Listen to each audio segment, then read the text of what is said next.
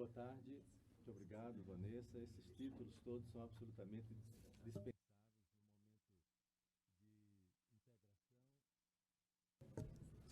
de integração, onde, de uma maneira muito gratificante, não é? Nós vemos aqui os pacientes, as instituições que representam esses pacientes, a indústria farmacêutica, as sociedades médicas. Eu faço parte da Sociedade Brasileira de Pneumologia e Tisiologia. Estou aqui representando a nossa presidente, Margarete Dalcomo, que está em congresso fora do país, e os políticos, que têm o poder de mudar a história até daqueles que são raros. Eu vou só fazer um breve comentário, porque pneumologista no Brasil, meu caro Davi Zilberguerdi, pneumologista no Brasil não é frequente. Nós somos 0,8% dos médicos no Brasil. Ou seja, você precisa ter 120 médicos para encontrar um pneumologista. E as doenças? Como é que são as doenças que acometem o pulmão? Asma, por exemplo. É tão comum, não é? Quantos asmáticos tem no Brasil? 1 milhão? 2? 5? 10? 20 milhões de asmáticos no Brasil. É um número espetacular. Mas quando nós vemos esse número de 20 milhões de asmáticos no Brasil, tem um aspecto muito relevante. Uma morte a cada 5 horas. Durante esse fórum aqui, 2 asmáticos terão perdido a vida. E são classificados como asma grave.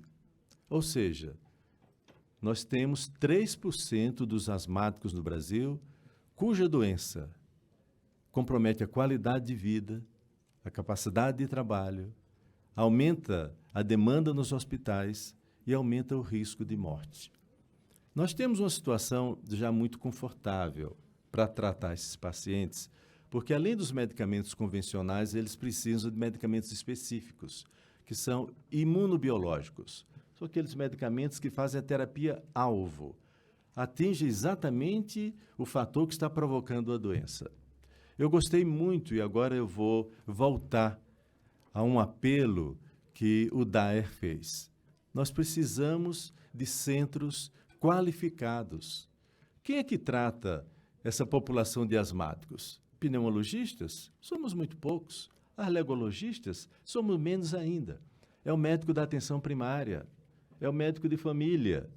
Mas como fazer com que esse médico identifique no meio desses asmáticos, que muitas vezes são rotulados como portadores de bronquite, nós fazemos reconhecer que tem um grupo grave, com risco de morte e que precisa ser tratado aonde? Num centro de referência. Então, nós temos uma carência no Brasil de centros de referências para cuidar das doenças, e agora eu vou puxar a brasa para a nossa sardinha, as doenças com comprometimento pulmonar. Gostei muito, da Viviane, o seu comentário sobre a restrição de medicamentos para quem tem menos de 50 anos e tem Parkinson. Quando se fala de DPOC, doença pulmonar obstrutiva crônica, enfisema, nós temos o mesmo problema, que o paciente precisa ter uma alteração na sua capacidade pulmonar de maior gravidade para que ele consiga o medicamento. Eu sei que nós hoje estamos aqui um pouco compungidos com um cenário tão trágico, com essa realidade. Mas nós, pneumologistas, estamos vivendo um momento de glória.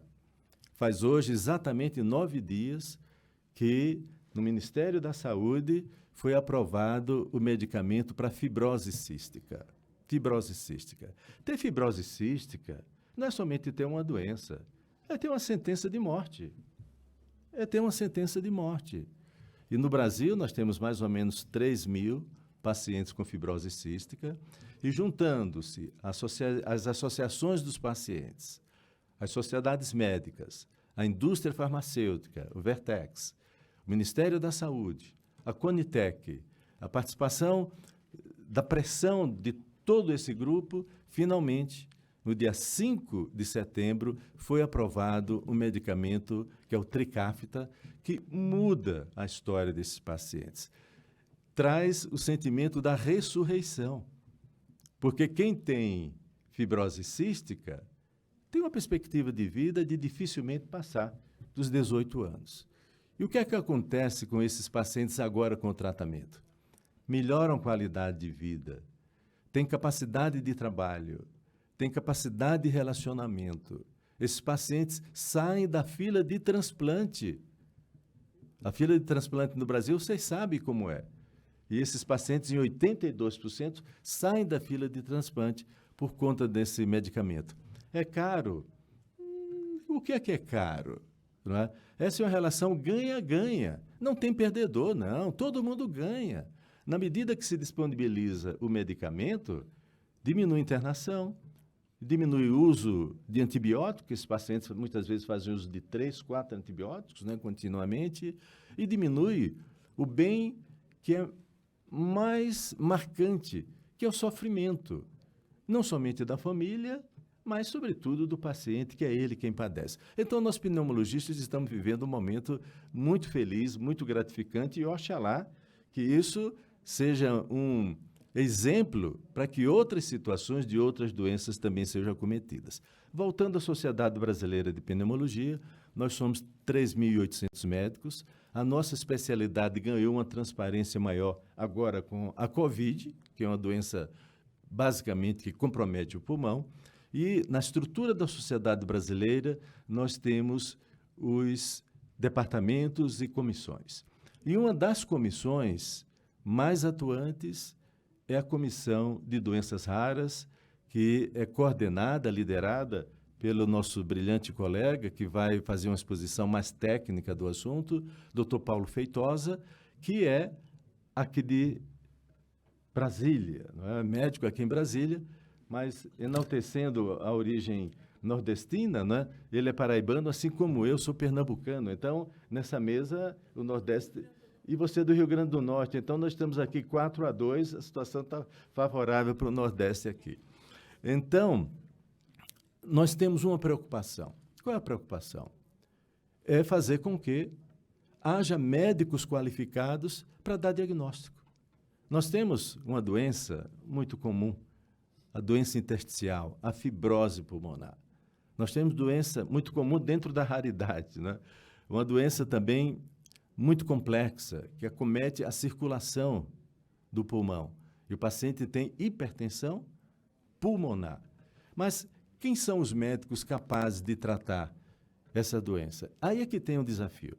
Então, a sociedade brasileira está com um relacionamento muito grande com o Ministério da Saúde, Ministério da Educação, para que nós possamos educar e treinar os médicos que atendem nossos pacientes. Naturalmente que aquelas doenças genéticas da primeira infância, etc., é uma abordagem diferente. Mas nós temos muitos pacientes que são tratados com falso diagnóstico porque os médicos não têm preparo adequado para identificar a doença que esses pacientes têm.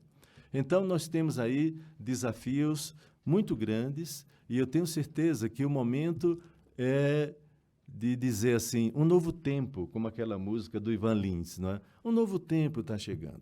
Nós temos esse fórum, nós ouvimos os pacientes, a classe médica, as sociedades médicas estão presentes, os gestores, a indústria farmacêutica e aquele que tem poder de decidir, libere ou não libere, não é? Pague-se ou não pague-se. Mas o sentimento é tão bom que, normalmente, quando o medicamento é liberado, aprovado, ele demora 180 dias para ser liberado.